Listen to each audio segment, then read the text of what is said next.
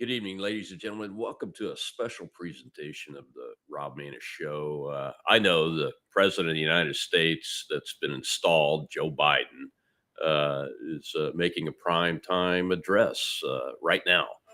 That's why I wanted to get this out there. I'm going to play you a video clip or two to show you what this individual that calls himself the President of the United States and his staff, his spokesperson, that speaks from the podium at the White House every day is saying about people that are American citizens that legally cast a vote for Donald J. Trump. And I don't normally talk about who I vote for very publicly, but I'm going to say it right now. I voted for Donald J. Trump in the general election of 2016. I voted for him in the primary of 2020, and I voted for him in the general election of 2020. So here's the president of the United States, the person that's installed in that office right now, and speaking about the Second Amendment. And those of us that believe the Second Amendment is to prohibit government tyranny. All about keeping America's independent and safe. If you want to fight against the country, you need an F-15. You need something a little more than a gun. No, I'm not joking. Think about this. Think about the rationale that's used to provide this, and who they shooting at. Shooting at these guys behind me. Folks, look. Well, friends, you know, uh, I'm a retired colonel. I served this country for 33 plus years. I come from two different families that one of them's military service goes all the way back to 1775. That you heard that correctly, 1775 in the Continental Army. So we believe in the United States of America. We uphold the values in the Declaration of Independence, and we have supported and defended with our lives. And I'm a combat veteran. I have three sons, two of which are combat veterans that have all served in the military, and multiple combat deployments to the Middle East after the post 9/11 in post 9/11 era. And we believe in supporting and defending the Constitution of the United States. Uh, and that's what we believe in. I'm a grandfather. I'm a dad, as I said. I'm a husband. I'm a brother. I'm a son of a man who sacrificed his life for this country. And the president is incorrect when he threatens the use of U.S. air power against American citizens who just happen to believe in the Second Amendment. The Second Amendment, which is the right to keep and bear arms, and it shall not be infringed. Of course, it's not unlimited. There have been many, many court cases and those kind of things, and it is associated with a well-regulated militia, but not the personal right to keep and bear arms. There is no militia without the personal right to keep and bear arms. And how dare this president, how dare he threaten the use of U.S. air power against American citizens? In the context of this speech is when he had just said he's going to ban assault weapons again. Of course, there is no such thing as a civilian assault weapon. He's talking about the vaunted AR-15, which I have several. Of course, they were lost in the flood. That's what we all say nowadays. And my family has several, and we have thousands and thousands of rounds of ammunition for one single purpose: to defend ourselves against anyone that tries to take our life or our property or those of lives and property of our families. That is our right that is inherent in being a human being based on the values in the Declaration of Independence. And of course, it's documented in the Second Amendment as an inherent right. It's not given permission in the Second Amendment. The Bill of Rights is not a list of permission rights given by the government. It's a list of rights the government shall not touch.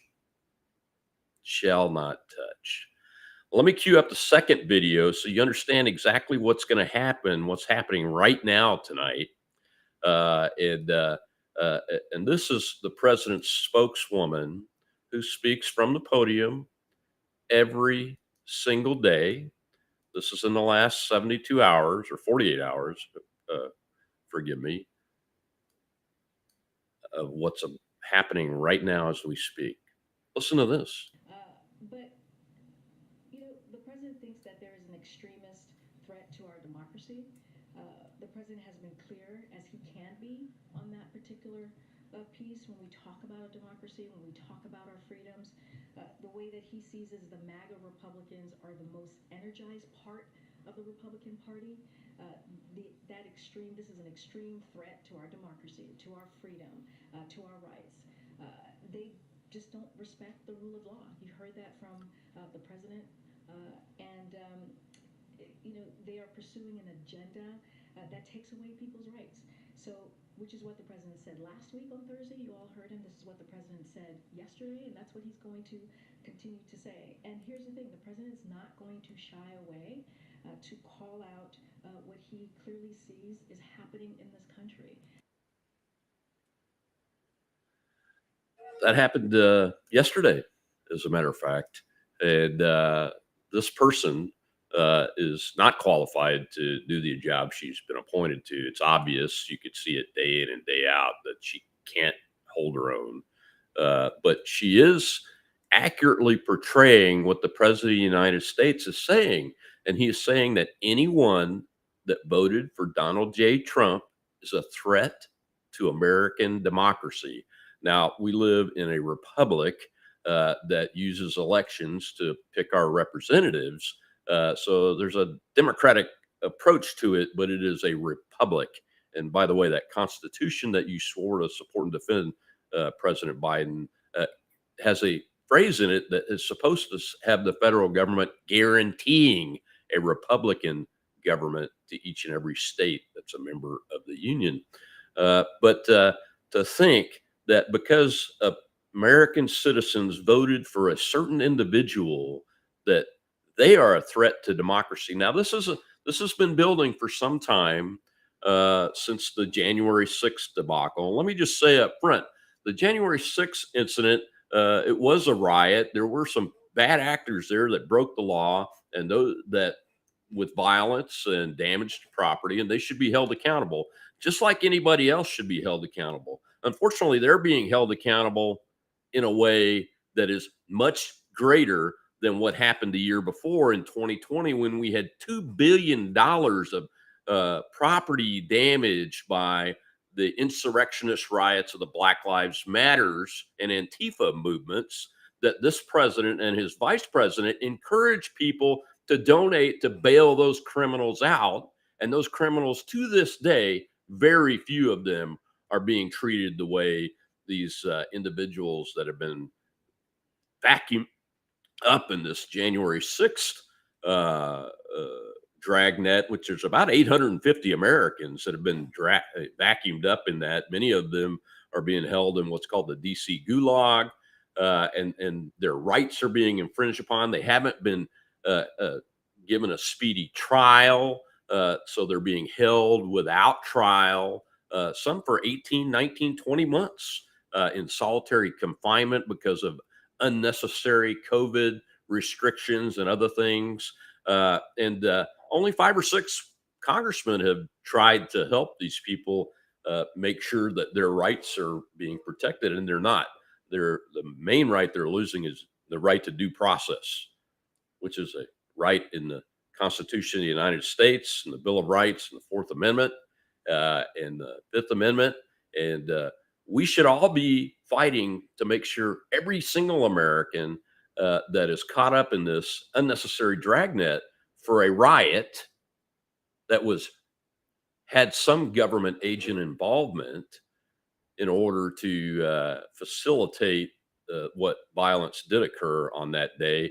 And none of us, nobody agrees that those folks should have gone into the building and stopped the process, because we wanted to see the evidence that the congressmen and senators that had already objected to the electoral college votes from certain states had to present. So it's just bullshit, Mr. President, that you say people that voted for Donald J. Trump are violent and they're advocating violence. And by the way, you said that we shoot at police officers. Well, that's bullshit, Mr. Biden. You need to take that back publicly and apologize to the 80 plus million Americans that voted for the man multiple times. It doesn't matter who I voted for. You are the president of the United States. Once you said you were the president of all Americans, including MAGA Americans, but now you're calling us terrorists and a danger to the democracy. Well, the democracy that you Democrats think you have is what you think we're a danger to. And you're right. We are out to stop that because we want our republic back and we want you to live in a republic. And we don't want to take your rights. We just want to make sure rights of people like the defenseless babies, human babies in the womb, have the right to life that's in the Declaration of Independence and what is inherent to every human being's natural rights, which you should be following, but you're not. You are trying to declare that more than half the country, because they voted for a man that you and your government types don't like and have never liked and have tried to take down for 7 years now.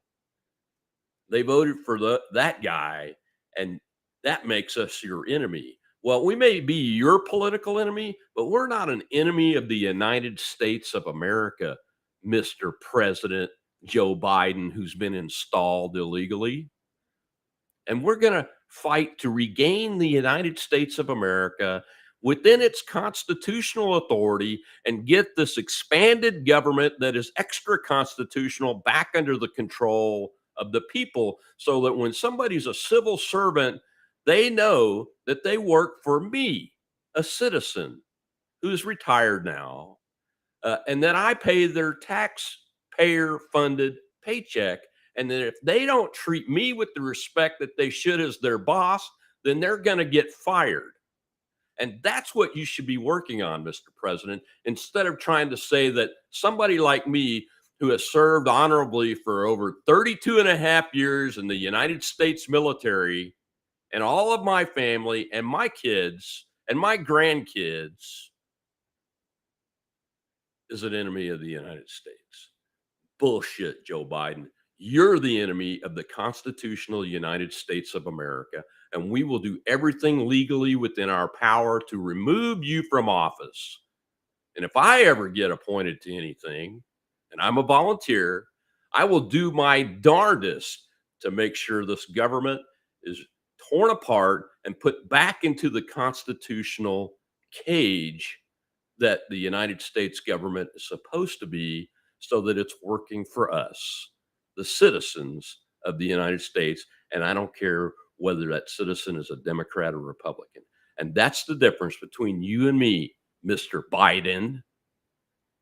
That's the difference is the United States of America is for all of us. And I don't wish ill will on any American that honorably serves and honorably wants to serve and protect and defend the Constitution of the United States. But many of you on the other side are no longer honorable, and you deserve to be defeated and removed from power. And we, the American people that believe in the Constitution, especially those of us that voted for Donald J. Trump and the America First policies that he's implemented and that we will implement again, we will remove you from power. Good night, everybody. I hope you learned something from this talk, and I hope Mr. President Biden gets to hear part of it and come to understand that he really needs to apologize because I'm an American. I'm an American that served and sacrificed, and I believe in the Constitution of the United States. And we need people in office that actually do believe in the Constitution of the United States, or we need to remove them. And we're going to remove you, Mr. Biden. God bless you all. God bless America.